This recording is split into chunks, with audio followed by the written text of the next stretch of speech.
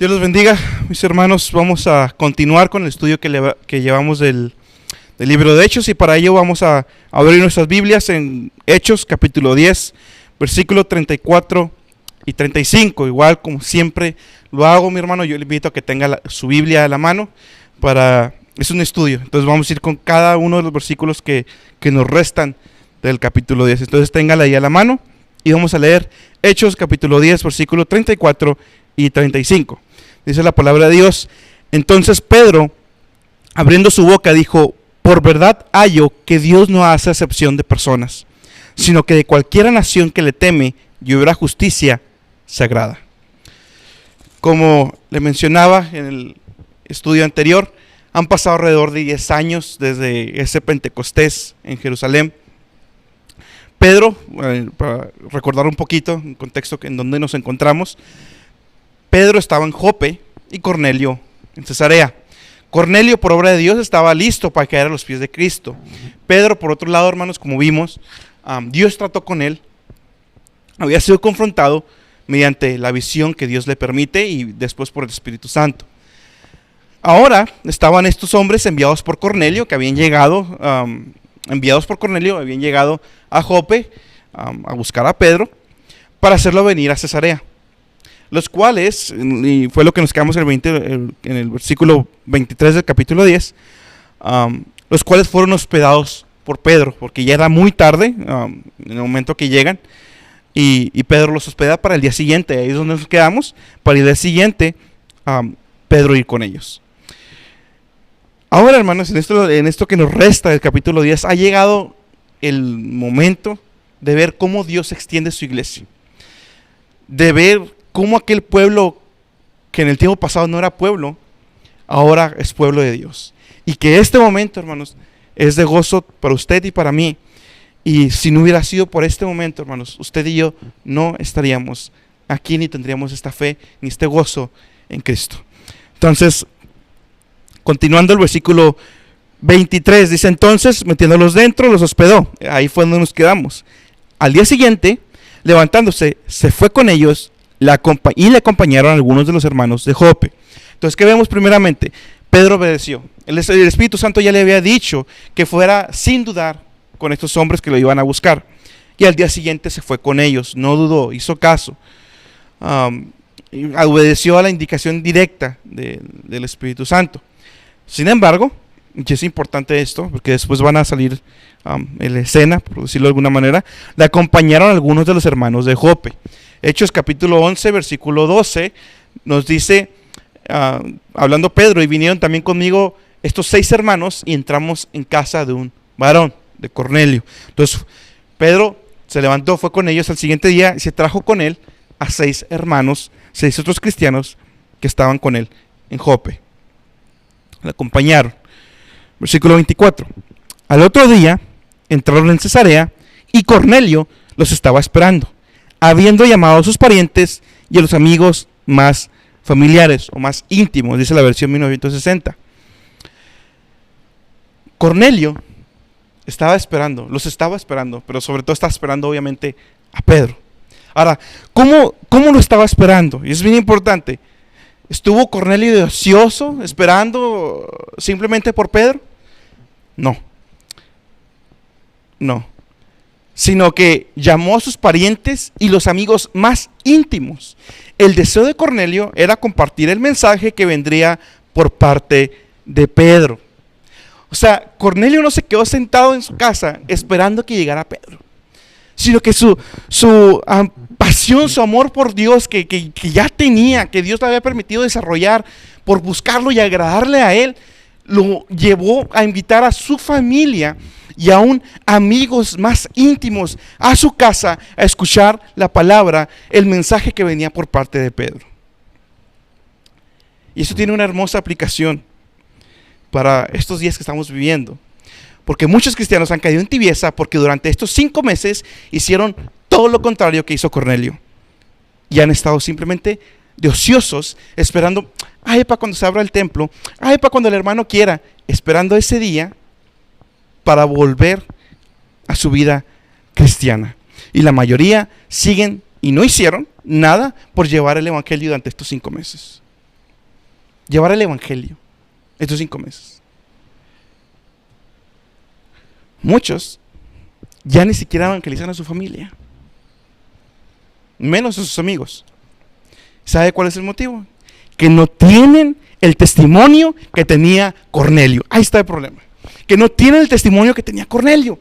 Por eso ya no evangelizan a su familia, no evangelizan a sus amigos, o nunca los evangelizaron. Hermanos, como le decía y lo veíamos en el estudio pasado, Cornelio nos avergüenza a muchos. No era salvo y tenía una pasión porque los demás escucharan el mensaje que venía de parte de Dios. Ahora que estamos con esto que ha sido digital, yo le quiero recordar un poquito de historia en el cristianismo. Cuando se inventó la imprenta, hermanos, por medio de Wittenberg, la obra de Cristo, los predicadores, los estudiosos utilizaron esa tecnología en su momento para expandir el evangelio. Ahora, forzados por esto que hemos estado viviendo de la pandemia, Dios nos ha movido a usar los medios digitales para seguir predicando tanto a la iglesia local como a otras personas que por la gracia de Dios han estado también escuchando estos mensajes y llevando el evangelio a aquellas personas que no hubieran podido venir de otra manera. Si hay que usar medios para expandir el evangelio, los medios digitales los usaremos. No para que nos vean a nosotros, sino para que vean a Cristo. Obviamente sin caer en mundanalidades. Yo le quiero preguntar, ahora que es tan fácil y que estamos en este tiempo de nomás ponerle compartir o mandarle el mensaje a su familia o a sus amigos, ¿cuántas veces lo ha hecho? Y vuelvo y repito, y como lo hemos dicho, no me interesa la audiencia, porque con uno que haya, con eso es más que suficiente para seguir predicando. Ni nos interesan los likes, ni nos interesan la atención sobre nuestro propio nombre, sino el nombre de Cristo. Yo les pregunto, ¿cuántas veces lo ha hecho? Es triste ver hermanos cristianos que tienen su página de Facebook o lo que me quiera poner al frente y no les veo ni un solo versículo. Nada, ni siquiera, ya no le digo que pongan nosotros, ni siquiera de algo cristiano, ni alguna predicación de otro predicador, no, absolutamente nada. Puras vanidad de vanidades. ¿Y sabe por qué no pueden? ¿Por qué no lo ponen? Porque no tienen el testimonio para hacerlo. Por eso. Escudriñemos, hermanos. ¿Cuántas veces ha compartido el evangelio durante estos 5 meses? Versículo 25 al 26. Y como Pedro entró, salió Cornelio a recibirle, y derribándose a sus pies, adoró. Mas Pedro le levantó, diciendo: levántate, yo mismo también soy hombre. Primeramente, hermanos, claramente, y lo digo para cuando nos toque defender el evangelio, hacer defensa de la doctrina, como lo dice Judas delante de los quien nos lo exija. En este caso aplica muy bien para la adoración falsa de los santos católicos. Pedro, quien consideran según el catolicismo su primer papa, Pedro, cuando salió Cornelio a recibirle, y vemos que Cornelio todavía le faltaba ese encuentro con Jesús, porque si supiera quién es Jesús y que Jesús es el Señor, jamás se hubiera arrodillado ante Pedro. Pero cuando Pedro vio que se le arrodillaron, ¿qué hizo? Lo levantó y le dijo: yo también soy hombre. Es tan sencillo desvalidar, confrontar ese tipo de doctrinas acerca de la adoración de los santos. No hay ningún registro bíblico de alguien, porque los santos, según el catolicismo, nos ayudan o les ayudan a interceder delante de Dios, y les piden que intercedan delante de Dios o Jesús, o como sea el caso. No hay ningún registro bíblico de alguien, de ninguno, que le pida a un muerto. No hay nadie en la Biblia. No hay nadie en el Nuevo Testamento. No hay ningún registro de que los muertos, ya sea que estén en el cielo o en el infierno, como sea, nos puedan escuchar aquí. No hay nada.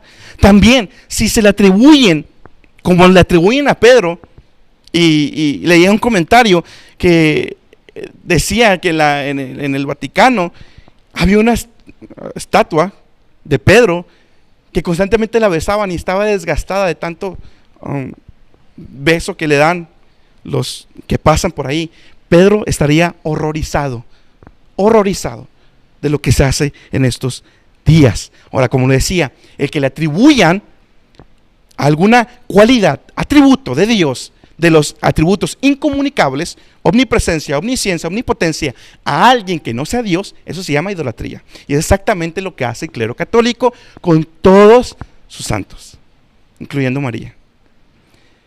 Porque si le rezan a María en un lado, en Europa, y le rezamos aquí, ellos van a decir que nos oye a ambos. Y eso se llama omnipresencia. Y eso solamente lo tiene Dios. De manera que Pedro no aceptó la adoración. Y no fue el único que le pasó. En Hechos capítulo 14, versículo 11 al 15, Pablo y Bernabé quedaron igualmente horrorizados cuando las multitudes paganas en Listra intentaron adorarlos.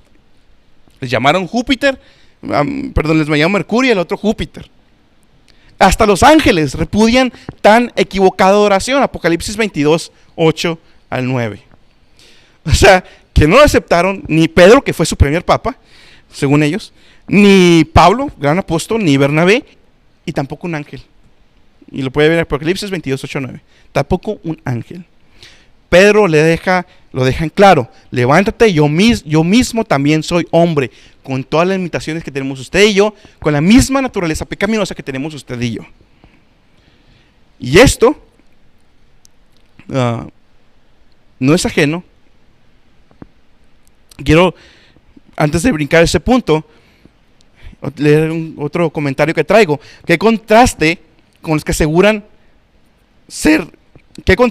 aseguran ser sucesores de Pedro? O sea, todos los papas que dicen ser sucesores de Pedro, y que permitan a los hombres hacerle reverencia ante ellos y extienden sus dedos con anillos para ser besados. Esa es la costumbre, la tradición del papa, que pone su mano, su anillo, y todos se arrodillan a besarlo. Yo me pregunto si Pedro hubiera aceptado dicha adoración. Y eso, ahora sí, como le decía, no es ajeno al catolicismo, porque también hay falsos pastores que rozan este límite.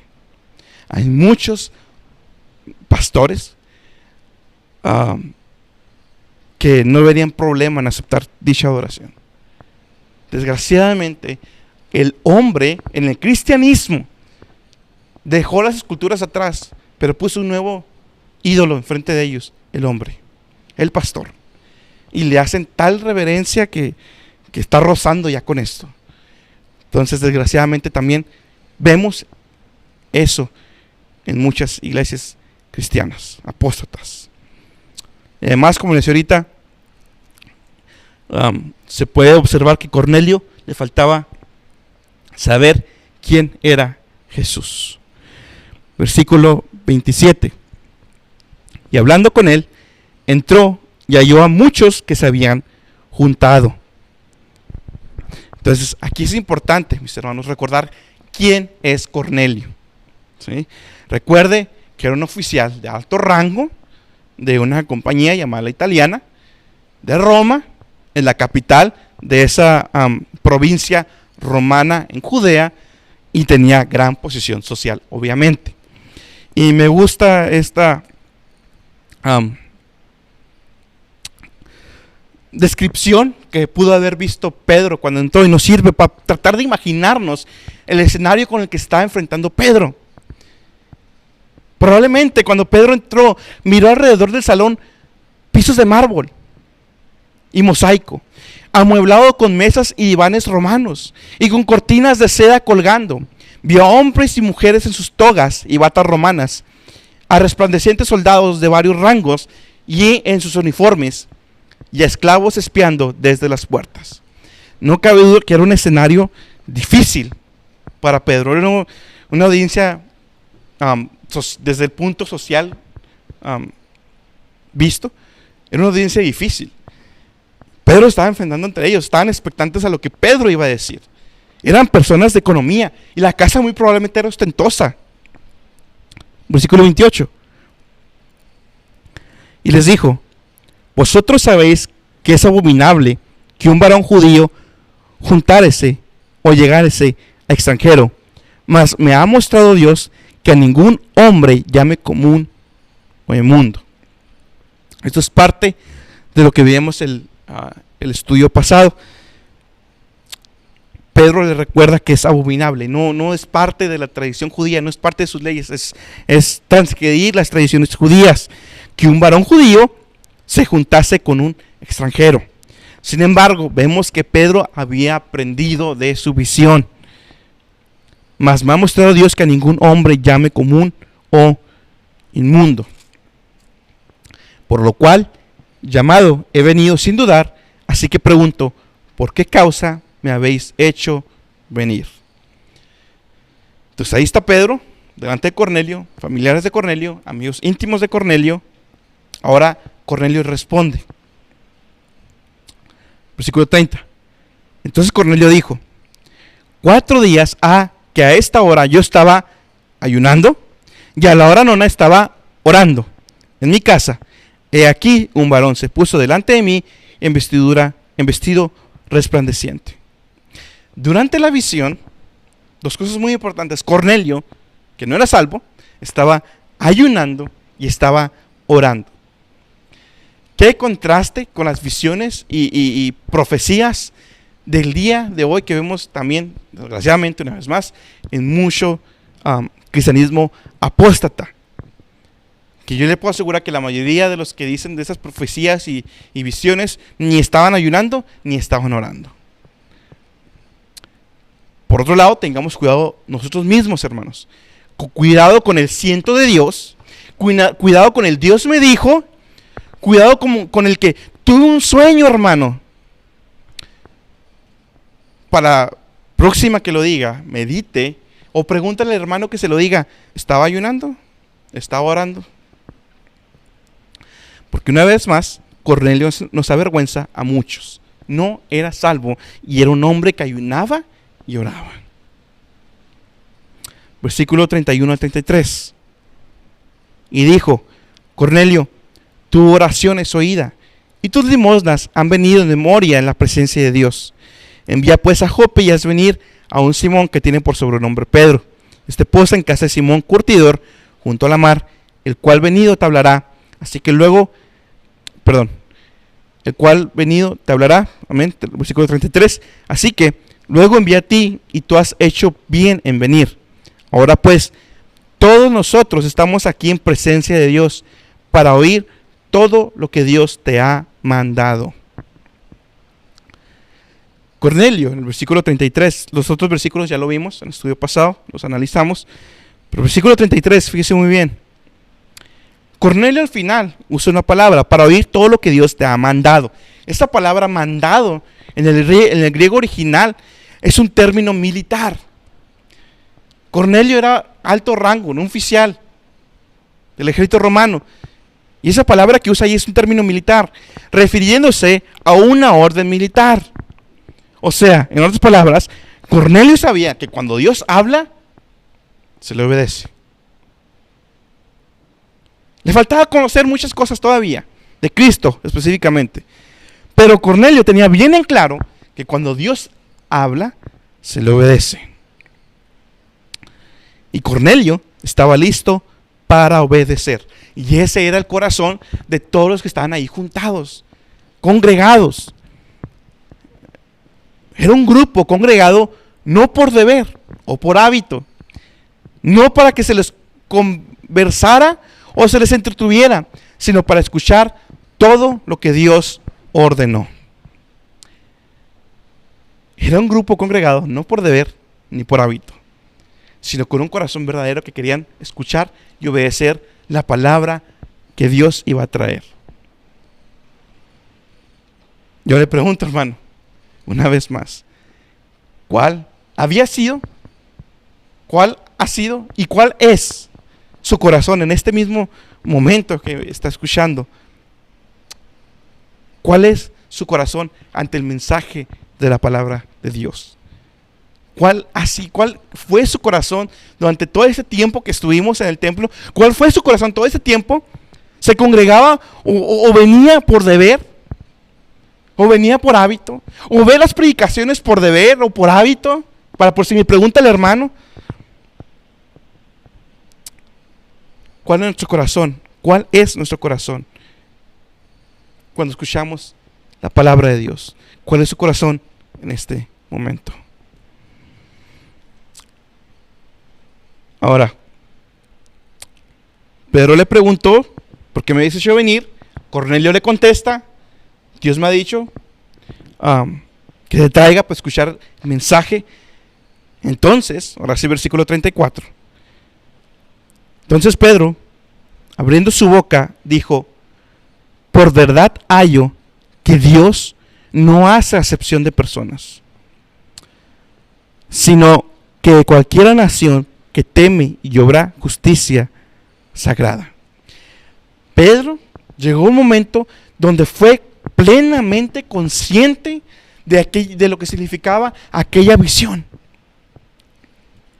Había llegado, hermanos, el momento inaugural de la adición de los gentiles a la iglesia de Cristo. Dios no hace acepción de personas, y como lo vimos también en el estudio pasado, y una vez lo quiero recalcar, no es que Dios nos acepta tal cual como somos, no, sino que Dios nos acepta a pesar de quien somos, por medio del sacrificio de Cristo.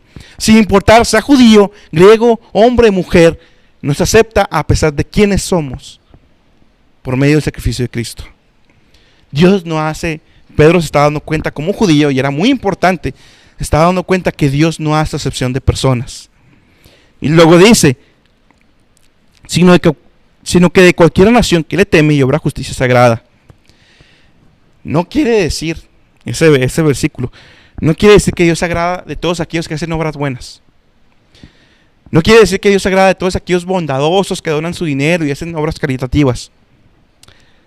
No, está diciendo que se agrada de todo aquel que le teme a Dios y obra justicia con el corazón correcto, como ya lo hemos visto. Pero si alguien obra justicia con el corazón correcto y le teme a Dios, es porque Dios previamente ya había hecho esa obra, estaba empezando a hacer esa obra de regeneración. Entonces, lo que está diciendo Pedro en sus palabras es que la salvación ahora va a alcanzar sin importar judío, griego, nación, raza, sin importar eso, y que Dios se agrada y Dios va a empezar la obra en aquellos que aún no sean del pueblo judío. Ahora, de los versículos 36 hasta el 43, vemos el sermón de Pedro. Y Lucas, recuerde que es quien lo está escribiendo, muy probablemente lo resumió. Sin embargo, Lucas nos dejó los 6 puntos más importantes de ese sermón de Pedro. 6 puntos que no deben de faltar nunca en una predicación. Número 1, versículo 36. Envió palabra, ahora es Pedro ya hablándoles a Cornelio y los que estaban ahí. Envió palabra a Dios a los hijos de Israel, anunciando la paz por Jesucristo. Este es el Señor de todos. Lo primero que les dice Pedro: Jesús es Señor. Jesús es el Señor.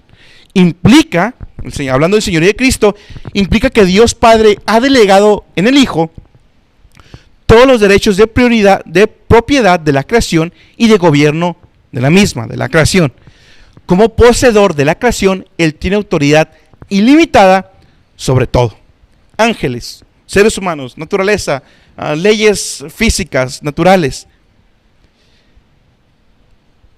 Dios Padre le dio la autoridad a su Hijo ilimitado sobre todo, sobre la creación, sobre toda la criatura. Salmo 2, del 1 al 5. ¿Por qué se amotinan las gentes y los pueblos piensan vanidad?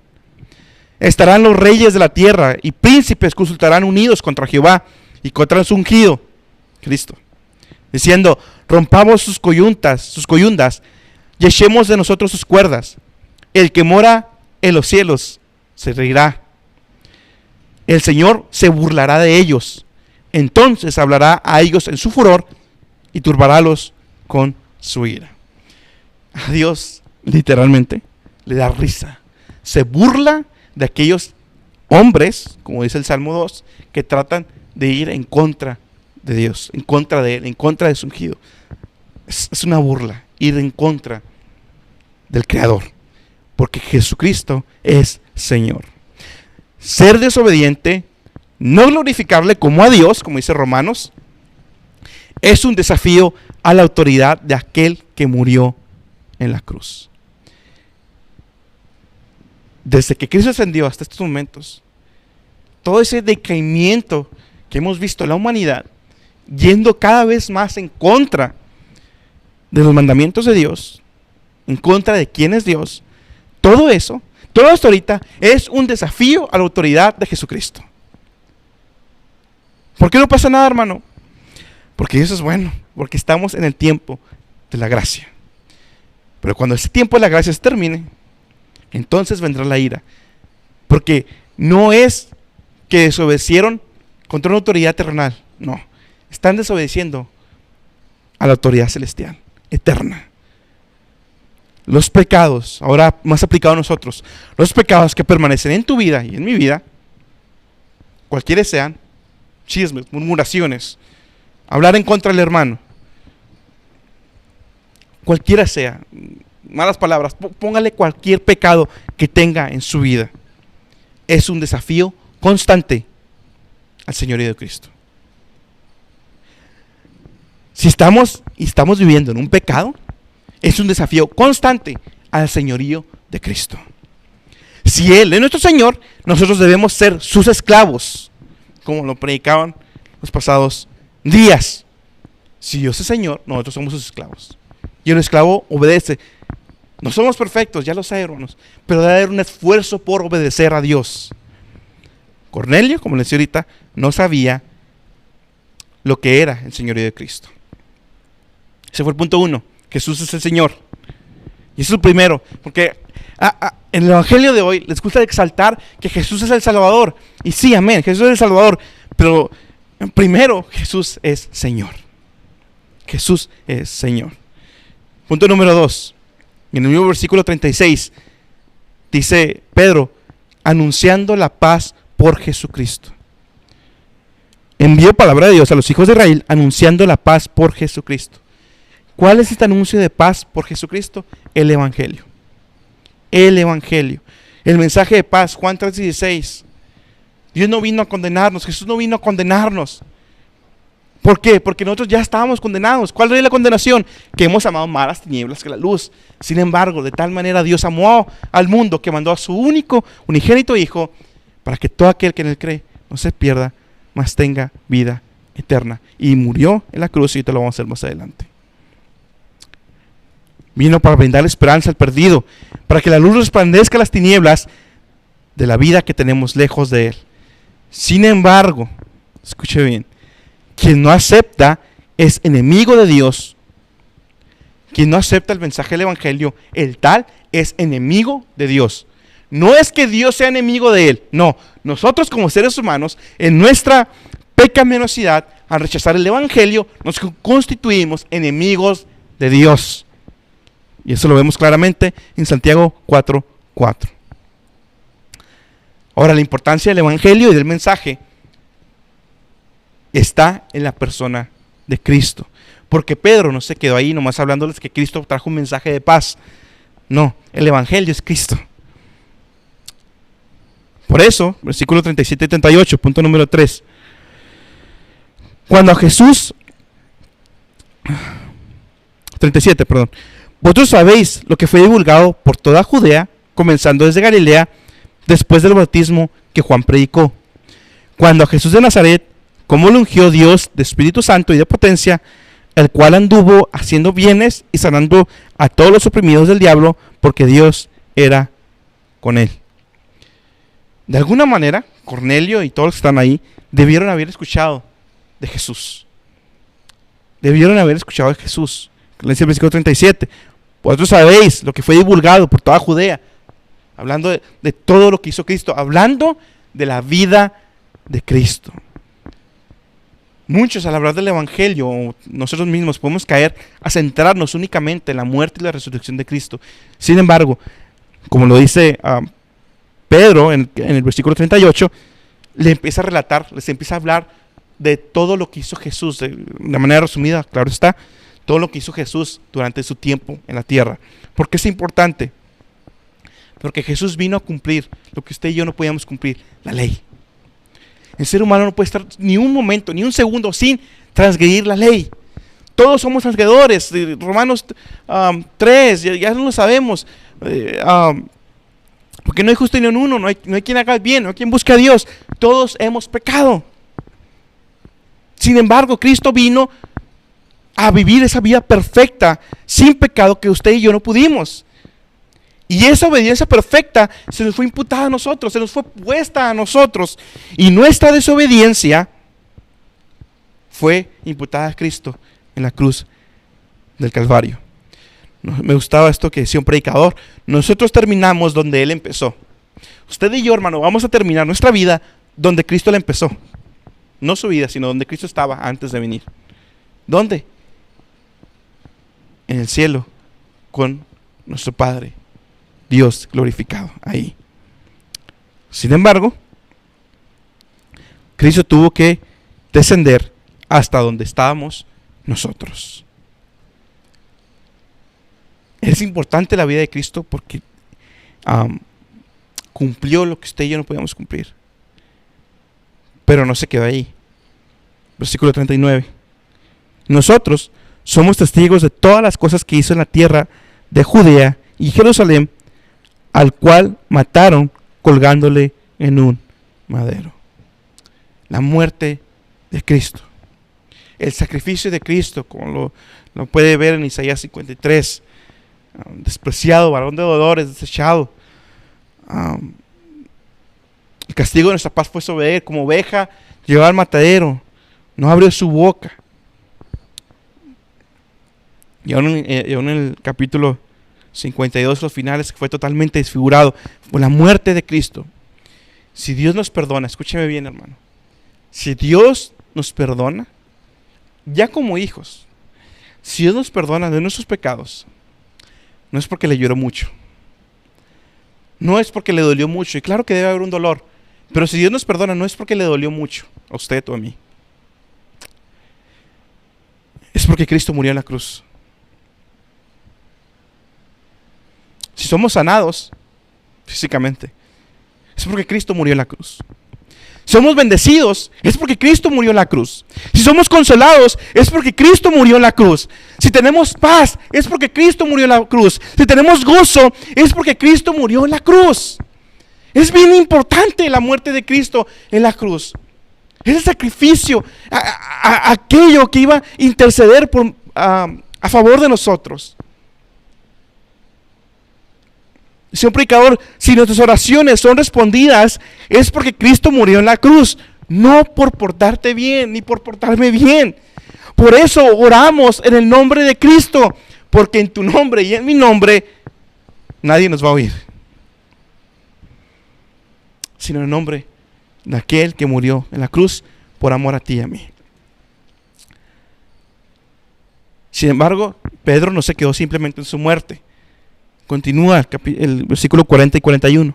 A este levantó Dios al tercer día e hizo que apareciese manifiesto, no a todo el pueblo, sino a los testigos que Dios antes había ordenado, es a saber, a nosotros que comimos y bebimos con él después que resucitó de los muertos. Si Cristo no resucita, como lo dice Pablo en 1 Corintios 15, versículo 5 al 8, si Cristo no resucita, vana es nuestra fe. Sin embargo, Cristo resucitó. Si no hubiera resucitado, hubiera querido decir que el sacrificio no fue suficiente.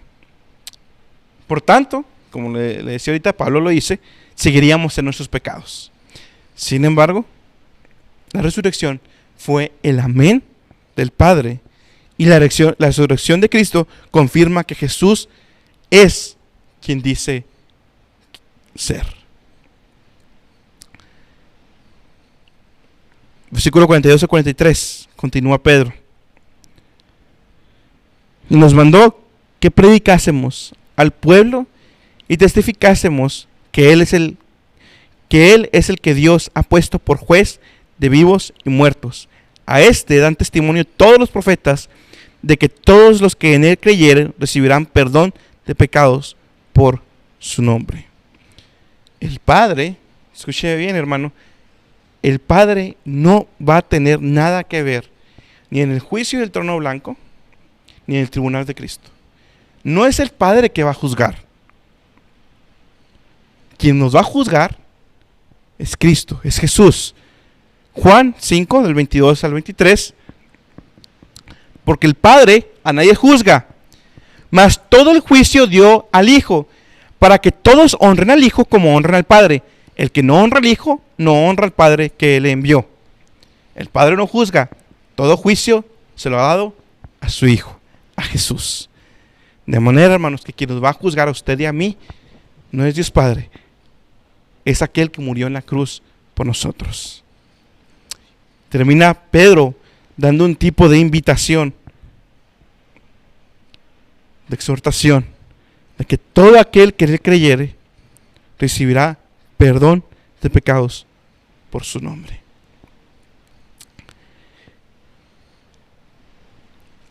Es la única religión en todo el planeta que para alcanzar la salvación y el perdón de pecados no tienes que hacer absolutamente nada. El catolicismo, el budismo, los musulmanes, testigos de Jehová, todos ellos son por obras. Todos ellos tienes que hacer algo aparte de lo que hizo Cristo. Y esa es la teología católica. Aparte de lo que hizo Cristo, tienes que hacer algo tú extra. También obras para alcanzar la salvación. Sin embargo, la palabra de Dios dice que nuestras obras, nuestras mejores obras, son como trapos de inmundicia, no valen nada. Porque estamos impregnados de pecado. Nacimos en pecado. Pero Cristo ofrece salvación por gracia. Por gracia. Por medio de la fe en su nombre, en lo que Él hizo, en quien Él es. Versículo 44. Estando hablando Pedro estas palabras, el Espíritu Santo cayó sobre todos los que oían el sermón. Pedro fue interrumpido por Dios. Y el Espíritu Santo llegó a afirmar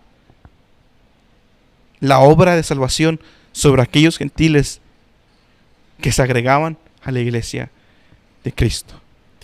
Este fue el Pentecostés gentil. Hubo un Pentecostés con los judíos, con los samaritanos, ahora con los gentiles. Dios no hace acepción de personas. Estaba predicando Pedro y fue interrumpido por el Espíritu Santo y fue derramado el bautismo del Espíritu Santo. El Espíritu Santo cayó sobre todos los que oyeron el sermón. Versículo 45 al 46. Y se espantaron los fieles que eran de la circuncisión. ¿Cuáles son estos? Los que habían acompañado a Pedro de Jope, desde Jope hasta Cesarea, de que también sobre los gentiles se derramase el don del Espíritu Santo, porque los oían que hablaban en lenguas y que magnificaban a Dios. Era un shock, era algo que jamás se pudieron haber esperado como judíos, ver a gentiles gozándose, alabando a Dios, hablando en lenguas con el mismo don que le había sido concedido a ellos cuando creyeron. A diferencia de Pedro ya sabía que Dios no hacía excepción de personas, pero a diferencia de Pedro, para ellos era algo impensable. 47 y 48. Entonces respondió Pedro: ¿puede alguno impedir el agua para que no sean bautizados estos que han recibido el Espíritu Santo como también? 47. Entonces respondió Pedro: ¿puede alguno impedir el agua para que no sean bautizados estos que han recibido el Espíritu Santo también como nosotros? Y les mandó a bautizar en el nombre del Señor Jesús.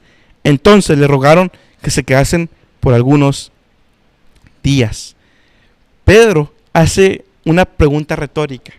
No es que esté dudando, sino que es una pregunta que no necesita respuesta debido a su obviedad. Lo que yo ya purifiqué, no lo llames tú impuro. Y Dios le estaba demostrando a Pedro y a los que lo habían acompañado una prueba externa de que la iglesia ahora iba a incluir también a personas de toda raza, de toda nación. Por eso, hermanos, creemos y que eso es lo que enseña esos versículos en Mateo capítulo 16, versículo 18 y parte del 19. Mas yo también te digo que tú eres Pedro, y sobre esta piedra edificaré mi iglesia, y las puertas del infierno no prevalecerán contra ella. Y a ti daré las llaves del reino de los cielos. Aquí, esto que le promete Jesús a Pedro, sobre todo esa parte de que a él le dará las llaves del reino de los cielos, se está cumpliendo en este momento con Cornelio en Cesarea. Cuando nadie lo pensaba, Dios usa a Pedro para llevar, expandir, abrir el evangelio a los gentiles. Son esas llaves a las que se refiere Cristo, porque de hecho Pedro es importante tanto en Pentecostés con los judíos, en Jerusalén, con los samaritanos, porque no desciende el bautismo del Espíritu Santo hasta que Pedro llega junto con los apóstoles. Y luego lo vemos aquí con Cornelio, con los gentiles, siendo él el principal, no el principal, sino protagonista también de la abertura del evangelio a los gentiles. Eso es lo que significa que a Pedro le daré las llaves del reino de los cielos. No es que Jesús le haya dado una llave literal como lo ponen los católicos. Hermanos, si este momento no hubiera acontecido, ni usted, como le decía ahorita, ni usted ni yo estaríamos aquí y ahora. Esa paz que tiene, ese consuelo que tiene de parte de Dios, no lo tendría si no hubiera sido por este hermoso momento. Porque sabe que este momento nos debe recordar tanto nuestra situación, nuestro estado antes y después de Cristo. Y quiero que habla su Biblia conmigo en Efesios capítulo 2. Efesios capítulo 2, versículos 11 al 19. Esto Pablo ya se lo está hablando a la iglesia. Esto Pablo y esto es lo que Dios nos quiere traer a memoria el día de hoy.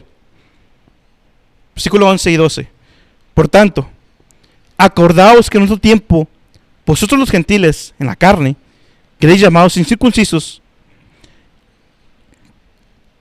por la que se llama circuncisión, hecha con mano en la carne, que en aquel tiempo estabais sin Cristo, alejados de la república de Israel, y extranjeros a los pactos de la promesa, sin esperanza y sin Dios en el mundo.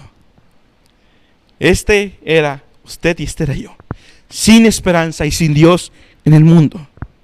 Hermano, no teníamos parte ni usted ni yo en el pueblo de Israel, porque probablemente ni usted ni yo, yo no soy israelita y probablemente usted tampoco lo será.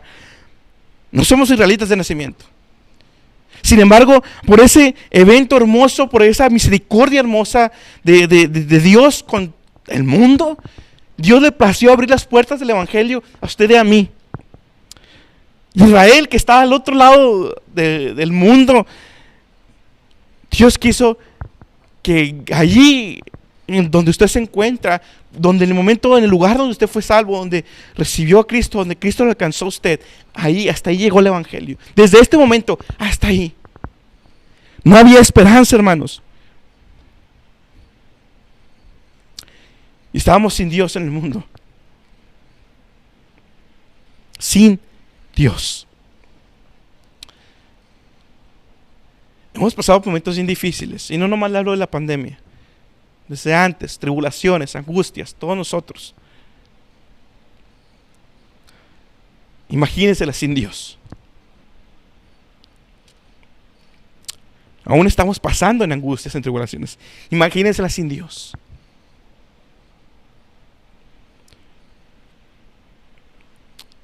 Mas ahora, versículo 13 al 16.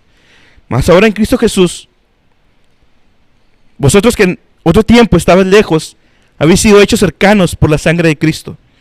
Porque Él es nuestra paz, que de ambos hizo uno, derribando la pared intermedia de separación, dirimiendo en su carne las enemistades, la ley de los mandamientos, en orden de ritos, para edificar en sí mismo los dos en un nuevo hombre, haciendo la paz, versículo 16, y reconciliar por la cruz con Dios a ambos en un mismo cuerpo, matando en ella las enemistades. Hemos sido hechos cercanos por la sangre de Cristo, por la muerte de cruz, por la muerte en la cruz de Jesús y su resurrección. Por ello, por la vida, porque Él pagó por nosotros, ahora somos nosotros cercanos a Dios Padre. Ya no somos aquellos, mis hermanos, que comen de las migajas que de la mesa de Dios Padre caen. Esos son los gentiles. Esos son todos aquellos que no tienen a Cristo en su vida. Pero usted y yo ya tenemos a Dios con nosotros. Ya no somos los que comemos migajas de las obras que caen de Dios Padre.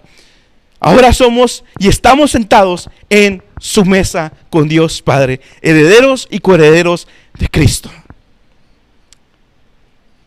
Y vino, en el versículo 17, y anunció la paz a vosotros que estabais lejos y a los que estaban cerca.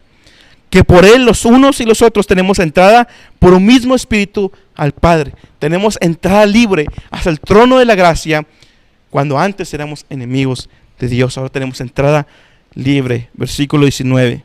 Así que ya no sois extranjeros ni advenedizos, sino juntamente ciudadanos con los santos y domésticos de Dios.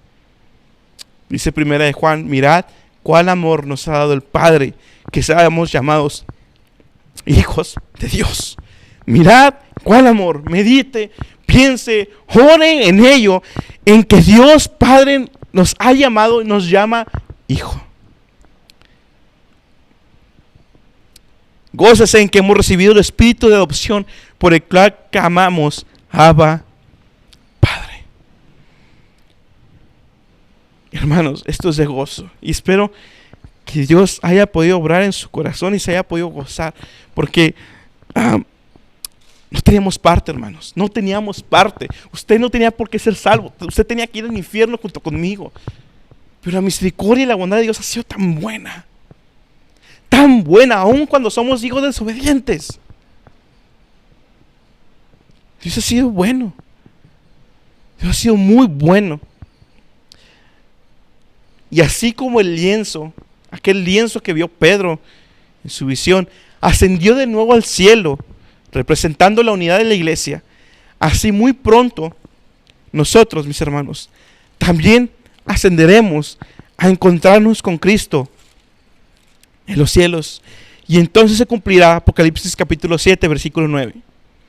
Y después de estas cosas miré, y he aquí una gran compañía, la cual ninguno podía contar, de todas gentes y linajes y pueblos y lenguas, que estaban delante del trono y en la presencia del Cordero, vestidos de ropas blancas y palmas en sus manos, y clamaban con alta voz diciendo: salvación a nuestro Dios, que está sentado sobre el trono, y al Cordero. Y todos los ángeles que estaban alrededor del trono, y de los ancianos y los 4 animales, y postráronse sobre sus rostros delante del trono, y adoraron a Dios, diciendo: amén, la bendición y la gloria y la sabiduría y la acción y de gracias y la honra y la potencia y la fortaleza sean a nuestro Dios para siempre, jamás. Amén. Toda gloria y toda honra al final va a ser para Jesús, para nuestro Señor.